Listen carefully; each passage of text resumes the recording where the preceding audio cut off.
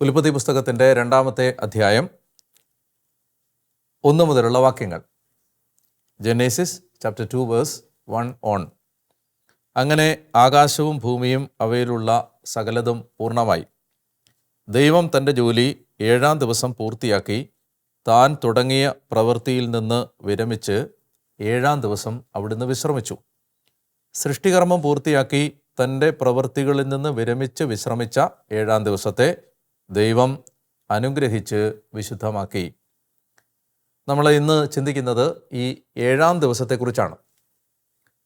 ബൈബിളിൽ ഈ 7-ാമത്തെ ദിവസം അല്ലെങ്കിൽ ഈ സാബത്ത് ദിവസം അല്ലെങ്കിൽ കർത്താവിൻ്റെ ദിവസം എന്ന് പറയുന്നത്, 7 പറയുന്നത് മറ്റ് ഏതെങ്കിലും ഒരു നമ്പർ പോലെ ഒരു സാധാരണ നമ്പറല്ല. മറിച്ച് ഈ 7 ദൈവികമായ ഒരുപാട് അർത്ഥതലങ്ങളുണ്ട്. ഞാനതിൻ്റെ ഒരു വ്യാഖ്യാനത്തിലേക്ക് നിങ്ങളുടെ ശ്രദ്ധയെ കൊണ്ടുവരാനാണ് ഇന്ന് ആഗ്രഹിക്കുന്നത്.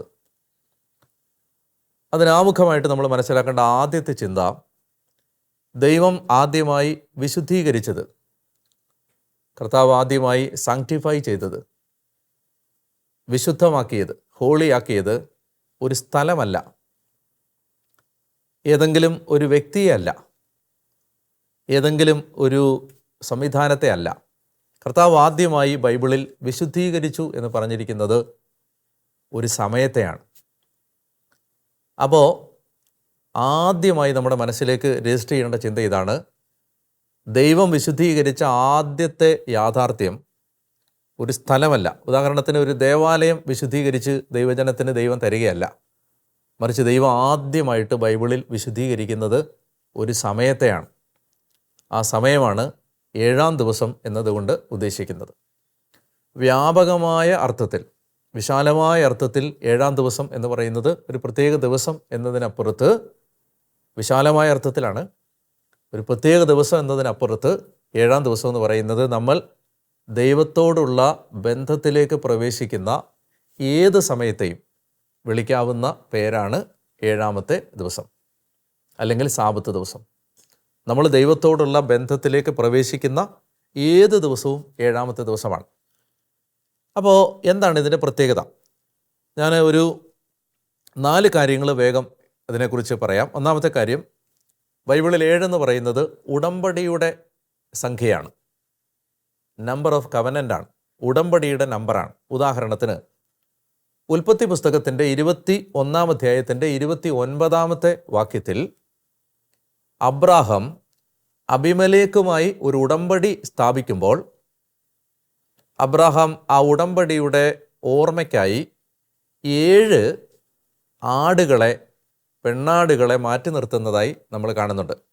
അപ്പോൾ അങ്ങനെ 7 ആടുകളെ മാറ്റി നിർത്തിയത് എന്തിന് എന്ന ചോദ്യത്തിൻ്റെ ഉത്തരം, ഒരു ഉടമ്പടിയിൽ 7 എന്ന് പറയുന്ന നമ്പർ വളരെ പ്രധാനപ്പെട്ട നമ്പറാണ്. ബൈബിളിലെ ഉടമ്പടിയുടെ നമ്പറാണ് 7. അപ്പം അങ്ങനെ വരുമ്പോൾ 7-ാമത്തെ ദിവസം എന്നത് ആദ്യമായി നമ്മളെ ഓർമ്മിപ്പിക്കുന്നത് ദൈവം നമ്മളുമായി ചെയ്ത ഉടമ്പടിയെ ഓർക്കാനുള്ള ദിവസമാണ് 7-ാമത്തെ ദിവസം. കുറച്ചുകൂടെ ലളിതമായിട്ട് മനസ്സിലാവുന്ന ഭാഷയിൽ പറഞ്ഞാൽ, ഞായറാഴ്ച ദേവാലയത്തിലേക്ക് പോകുമ്പോൾ ആ ഞായറാഴ്ച ആചരണം നടത്തുന്നത് വഴിയായി തന്നെ നമ്മൾ പ്രഖ്യാപിക്കുന്നത് ദൈവവും നമ്മളും തമ്മിൽ ഒരു ഉടമ്പടി ബന്ധത്തിലേക്ക് പ്രവേശിച്ചിരിക്കുന്നു എന്നാണ്. ഇതിൻ്റെ ഒരു ആഴം മനസ്സിലാകണമെങ്കിൽ ബൈബിളിൽ ഉടമ്പടി എന്നതുകൊണ്ട് എന്താണ് ഉദ്ദേശിക്കുന്നതെന്ന് കൂടി നമ്മൾ അറിയണം. പുരാതന കാലങ്ങളിൽ ആർക്കും ആരെയും ഉപദ്രവിക്കാമായിരുന്നു. പോലീസില്ല, ഗവൺമെൻറ് ഇല്ല, നിയമവ്യവസ്ഥയില്ല, നിയമപാലകരില്ല. ആ സാഹചര്യത്തിൽ ആർക്ക് വേണമെങ്കിലും ആരെയും ഉപദ്രവിക്കാൻ കഴിയുന്ന ഒരു പശ്ചാത്തലത്തിൽ മനുഷ്യൻ സ്വയരക്ഷയ്ക്ക് കണ്ടെത്തിയ ഒരു സംരക്ഷണ വഴിയാണ് ഉടമ്പടികൾ. ഉദാഹരണത്തിന് കായേൻ പറയുന്നുണ്ട്, എന്നെ കാണുന്നവരെല്ലാം കൊല്ലാൻ നോക്കും. കായേൻ അവരെ ഉപദ്രവിച്ചിട്ടല്ല, അന്നങ്ങനെയാണ്, കാട്ടുനീതിയാണ്. മൈറ്റ് ഈസ് റൈറ്റ് ആണ്, കയ്യൂക്കുള്ളവൻ കാര്യക്കാരനാണ്. അപ്പോൾ അതുകൊണ്ട് കാടിൻ്റെ നിയമങ്ങൾ പോലെയാണ് മനുഷ്യൻ്റെ നിയമങ്ങളും. അതുകൊണ്ട് ആർക്കും ആരെയും ഉപദ്രവിക്കാം. അതുകൊണ്ട് അപരിചിതരായ മനുഷ്യർ, 2 ബന്ധമില്ലാത്ത മനുഷ്യർ തമ്മിൽ പരസ്പരം ഉപദ്രവിക്കാതിരിക്കാനും പരസ്പരം സംരക്ഷിക്കാനും അവരൊരു കുടുംബമാണ് എന്ന ഓർമ്മപ്പെടുത്തൽ നൽകാനുമായി അവർ എത്തിച്ചേർന്നിരുന്ന കരാറുകളെ വിളിക്കുന്ന പേരാണ് ഉടമ്പടികൾ. പരസ്പരം ഉപദ്രവിക്കാതിരിക്കാൻ, പരസ്പരം സംരക്ഷിക്കാൻ, അതുപോലെ തന്നെ ഒരു കാര്യം വളരെ വ്യക്തമായിട്ട് ഓർക്കണം, അവരൊരു കുടുംബമാണ്, അപരിചിതരല്ല എന്ന് പ്രഖ്യാപിക്കാൻ അവർ എടുത്തിരുന്ന ഒരു കരാറിൻ്റെ പേരാണ്, ഒരു എഗ്രിമെൻ്റാണ്, ഒരു മ്യൂച്വൽ എഗ്രിമെൻറ്റിൻ്റെ പേരാണ് ഉടമ്പടി. അപ്പോൾ ഇവിടെ അബ്രാഹാം അബീമേലെക്കുമായി ഉടമ്പടിയിൽ ഏർപ്പെടുമ്പോൾ അബ്രാഹാം പ്രഖ്യാപിക്കുന്നത്, നീയും ഞാനും ഇനി അപരിചിതരല്ല, ഒരു കുടുംബമാണ്, നമ്മൾ പരസ്പരം ആക്രമിക്കാൻ പാടില്ല, ആർക്ക് ഒരു ഉപദ്രവം ഉണ്ടായാലും നമ്മൾ പരസ്പരം സഹായിക്കണം, നമ്മളൊരു കുടുംബമാണ്. ആ അർത്ഥത്തിൽ ദൈവം മനുഷ്യനുമായി ഏർപ്പെട്ടിട്ടുള്ള 6 പ്രധാനപ്പെട്ട ഉടമ്പടികളെക്കുറിച്ച് ബൈബിൾ പറയുന്നുണ്ട്. ആദത്തോട് ചെയ്ത ഉടമ്പടി, നോഹയോട് ചെയ്ത ഉടമ്പടി, അബ്രാഹാമിനോട് ചെയ്ത ഉടമ്പടി, മോശയോട് ചെയ്ത ഉടമ്പടി, ദാവീദിനോട് ചെയ്ത ഉടമ്പടി, പിന്നീട് യേശുക്രിസ്തുവിലൂടെ വന്ന പുതിയ നിയമ ഉടമ്പടി. ഇങ്ങനെ 6 മേജർ കവനൻറ്റുകൾ ബൈബിളിലുണ്ട്. ഈ ഉടമ്പടികളെല്ലാം ബൈബിളിലൂടെ നമ്മളോട് പറയുന്നത് നമ്മൾ ദൈവവും തമ്മിൽ ഒരു കുടുംബ ബന്ധത്തിലേക്ക് പ്രവേശിച്ചിരിക്കുന്നു എന്നാണ്. മാത്രമല്ല, ദൈവം ആ കുടുംബത്തിലെ കുടുംബനാഥനാണ്, ദൈവം നമ്മുടെ പിതാവാണ്. ഇപ്പം ഞാൻ പറഞ്ഞു വരുന്നത്, ബൈബിളിലെ 7-ാമത്തെ ദിവസം അല്ലെങ്കിൽ സാബത്ത് ദിവസം, അല്ലെങ്കിൽ പുതിയ നിയമത്തിലേക്ക് വരുമ്പോൾ ഞായറാഴ്ച, കർത്താവിൻ്റെ ദിവസം, നമ്മളെ ഓർമ്മിപ്പിക്കുന്നത് നമ്മളും ദൈവവും തമ്മിൽ ഒരു കുടുംബ ബന്ധത്തിലാണ്, ദൈവം നമ്മുടെ പിതാവാണ്, നാം ദൈവത്തിൻ്റെ മക്കളാണ് എന്ന സത്യമാണ്. അതാണ് അതിൻ്റെ ഒന്നാമത്തെ അർത്ഥം.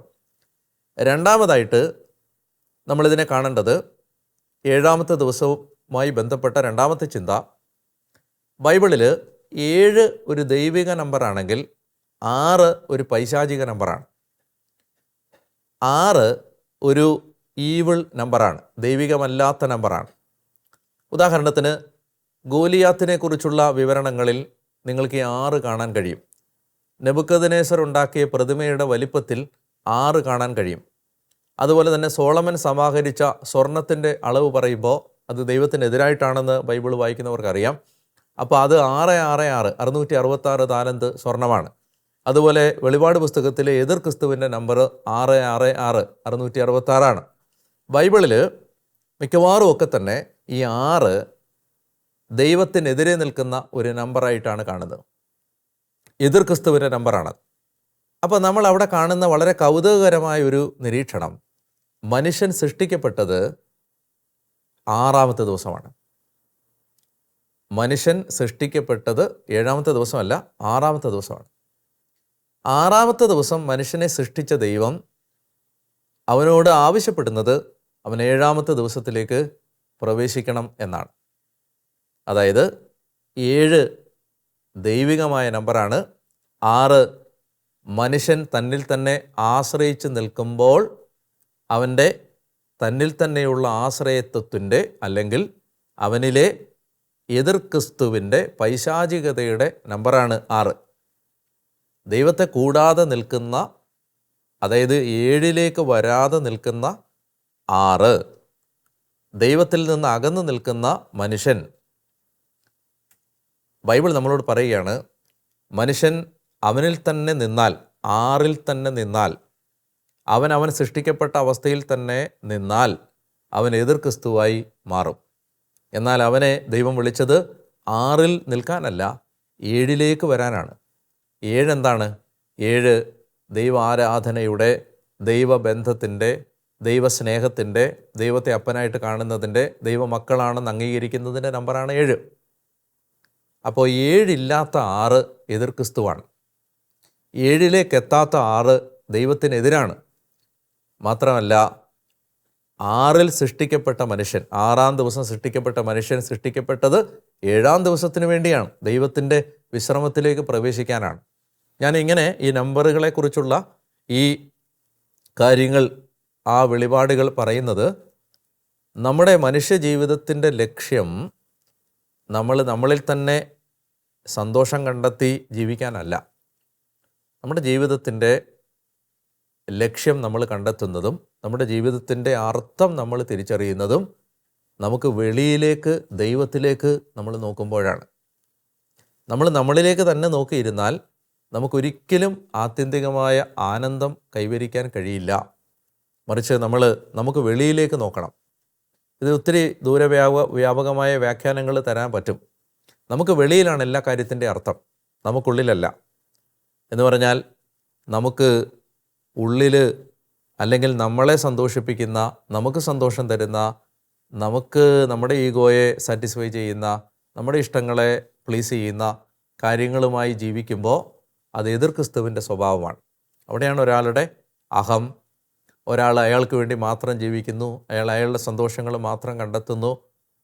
എന്നാൽ അതിനപ്പുറത്ത് ഒരാൾ ദൈവത്തിലേക്ക് നോക്കുമ്പോൾ ദൈവത്തിലേക്കും ദൈവത്തിൻ്റെ മക്കളിലേക്കും അയാളുടെ ശ്രദ്ധ തിരിയുമ്പോൾ, ദൈവത്തിലേക്ക് അയാളുടെ നോട്ടം ഉയരുമ്പോൾ അയാൾ ആ മനുഷ്യൻ എതിർ ക്രിസ്തുവിൻ്റെ സ്വഭാവത്തിൽ നിന്ന് മാറുകയാണ്.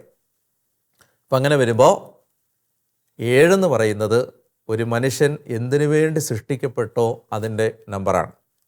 മൂന്നാമത്തെ കാര്യം, ദൈവം ഈ ദിവസത്തെ അനുഗ്രഹിച്ച് വിശുദ്ധമാക്കി എന്നാണ് പറയുന്നത്. അനുഗ്രഹിച്ചു, ബ്ലെസ്ഡ് എന്ന് പറഞ്ഞാൽ ഇനി ഈ സാബത്ത് ദിവസത്തിന് അല്ലെങ്കിൽ കർത്താവിൻ്റെ ദിവസത്തിന് ഒരു പ്രത്യേക ശക്തിയുണ്ട്. ആ ദിവസം നമ്മൾ പ്രാർത്ഥിച്ചാൽ, ആ ദിവസം നമ്മൾ ദൈവത്തോട് ചേർന്നിരുന്നാൽ അതിന് പ്രത്യേകതയുണ്ടെന്നാണ് അനുഗ്രഹിച്ചു എന്നതിൻ്റെ അർത്ഥം.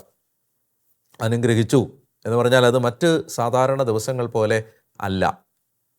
നമ്മൾ ദൈവത്തോട് ചേർന്ന് നിൽക്കുന്ന സമയത്തിന് നമ്മുടെ ജീവിതത്തിലെ മറ്റ് സമയങ്ങളെക്കാൾ വാല്യൂവിന് വ്യത്യാസമുണ്ട്. യഥാർത്ഥത്തിൽ ആ സമയമാണ് നമ്മുടെ ജീവിതം മുഴുവൻ സ്വാധീനിക്കാൻ പോകുന്നത്. നമ്മളിപ്പോൾ ഉദാഹരണത്തിന് 1 മണിക്കൂർ കർത്താവിനോട് ചേർന്നിരിക്കുന്നെങ്കിൽ ആ സമയമാണ് ബാക്കി 23 മണിക്കൂറിനേക്കാളും നമ്മുടെ ജീവിതത്തിൻ്റെ ഗതിയെ മാറ്റിമറിക്കാൻ പോകുന്നത്.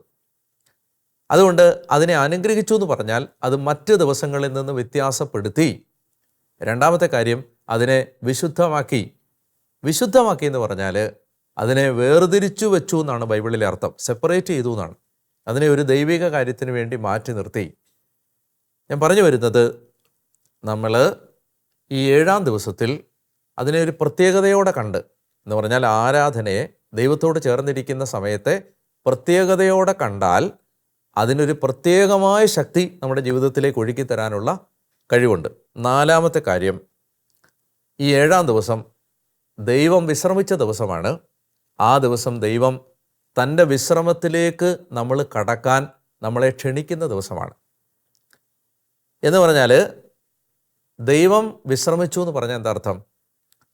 ദൈവം വിശ്രമിച്ചു എന്ന് പറഞ്ഞാൽ അത് നമ്മളോട് പറഞ്ഞു തരുന്നത് ദൈവം എല്ലാറ്റിൻ്റെയും അധികാരിയായി, ഞാൻ കഴിഞ്ഞ ദിവസം പറഞ്ഞിരുന്നു, അവിടുന്ന് സിംഹാസനസ്ഥനായി നമ്മുടെ ജീവിതത്തിൻ്റെ രാജാവായി മാറി എന്നാണ് വിശ്രമിച്ചു എന്ന വാക്കിൻ്റെ അർത്ഥം. അപ്പം നമ്മൾ ദൈവത്തിൻ്റെ വിശ്രമത്തിലേക്ക് കടക്കുക എന്ന് പറഞ്ഞാൽ എന്താണത് അർത്ഥമാക്കുന്നത്? നമ്മൾ ദൈവത്തിൻ്റെ വിശ്രമത്തിലേക്ക് കടക്കുമ്പോൾ എല്ലാ കാര്യങ്ങളും ദൈവം നമുക്ക് വേണ്ടി ചെയ്തു തരുന്നു. എല്ലാ കാര്യങ്ങളും ദൈവം ചെയ്യുന്നു. നമ്മുടെ ആത്മാവ് സ്വസ്ഥതയിലും വിശ്രമത്തിലുമാണ്. മനസ്സിലാകാൻ ഞാനൊരു ഉദാഹരണം പറഞ്ഞാൽ, നിങ്ങൾക്ക് ഒരു 10 കോടി രൂപയുടെ സാമ്പത്തിക ബാധ്യതയുണ്ടെന്ന് വിചാരിക്കാം. ഈ 10 കോടി രൂപയുടെ സാമ്പത്തിക ബാധ്യതയുടെ ആദി മുഴുവൻ നിങ്ങളുടെ തലയിലാണ് കിടക്കുന്നത്. അതുകൊണ്ട് നിങ്ങൾക്ക് ഭക്ഷണം കഴിക്കാൻ തോന്നുന്നില്ല, ഉറങ്ങാൻ തോന്നുന്നില്ല, ആരോടും മിണ്ടാൻ തോന്നുന്നില്ല, മരിച്ചാൽ മതിയെന്ന് തോന്നുന്നു. അപ്പോൾ ഇതിൻ്റെ ഭാരം മുഴുവൻ നിങ്ങളാണ് ചുമക്കുന്നത്. എന്നാൽ ഒരു വ്യക്തി ദൈവത്തെ പിതാവായി കണ്ട് ആ പിതാവിനോട് ആശ്രയിച്ച് ആ ബന്ധത്തിലാണ് ജീവിക്കുന്നതെങ്കിൽ എല്ലാ ദിവസവും പിതാവായ അപ്പനായ ദൈവത്തിൻ്റെ മുമ്പിൽ ഈ ഭാരം എടുത്ത് കൊടുക്കുമ്പോൾ, ആ ദൈവത്തിൽ ആശ്രയിക്കുമ്പോൾ, ആ ദൈവം എൻ്റെ അപ്പനായതുകൊണ്ട് എന്നെ കൈവിടില്ല എന്ന് അയാൾ ഹൃദയത്തിൽ ഉറച്ചു വിശ്വസിക്കുമ്പോൾ ആ ഭാരം മുഴുവൻ സത്യത്തിൽ അയാളിൽ നിന്ന് പോയി അത് കർത്താവിൻ്റെ ഭാരമായിട്ട് മാറുകയാണ്.